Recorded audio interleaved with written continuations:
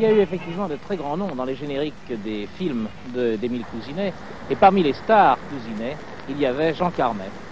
Jean Carmet qui tenait le rôle, et c'est un nom bien particulier. Oui, j'ai tourné un film pour Cousinet qui s'appelait, c'était Mon curé, champion du régiment. À un moment, ils avaient pensé de changer le titre, de l'appeler Mon curé chez les parachutistes.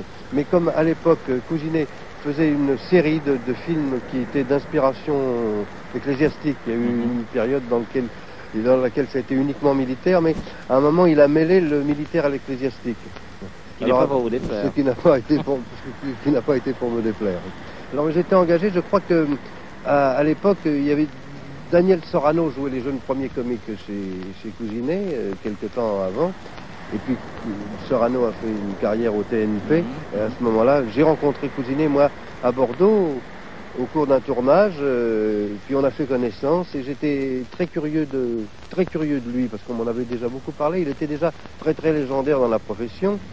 Et il m'a demandé si je voulais tourner pour lui. Alors je signais un contrat, un contrat, c'était très très très curieux. Autant que je me souvienne, ce contrat était pas tapé à la machine, imprimé, quoi. Puis on remplissait les cases vides, il y avait le prix de mon cachet, et puis il y avait l'hôtel, une indication d'hôtel, en notant aussi qu'il n'y aurait pas de défraiement. Et puis à la fin du contrat, comme il n'y avait pas de transport assumé par la production, Cousinet était aussi producteur, on indiquait le meilleur tramway pour aller de l'hôtel au studio.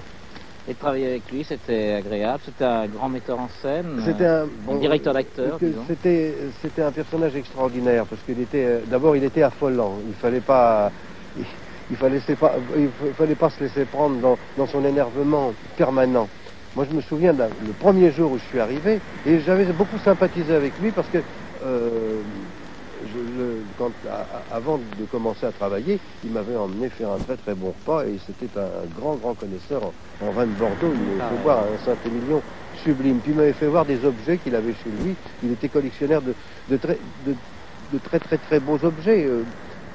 Paradoxalement à ce qu'on peut penser en voyant cette forme de cinéma, mais qui est un cinéma extrêmement curieux, un cinéma qui se justifiait tout à fait dans l'époque et dans le ton de Cousinet, parce que c'était un cinéma un peu local, dans lequel il engageait beaucoup d'acteurs de Paris très très célèbres, parce qu'il y avait là Jean Tissier, il y avait Larquier qui venait, il y avait Gaby Morlet, il y avait Cordy, il y avait Bernard, Armand Bernard, il y avait Duvalès. Il y avait de très très grosses distributions généralement dans les films de Cousinet. Mais c'est pas des films réputés tellement pour leur filage. Oui, non, c'est même pas, c'est autre chose. Mais il y avait un esprit de cinéma local, parce qu'il engageait des acteurs, beaucoup d'acteurs de son pays. Il y avait à l'époque des acteurs très très célèbres, Tichadel qui a laissé le nom aux tournées, Rousseau, Sidou, qui tournaient dans tous les films de Cousinet, Marcel Roche aussi. Le chef de détachement, c'est moi, vous l'adjudant. Seule liberté, vous faites respecter vos galons d'une façon bien inattendue.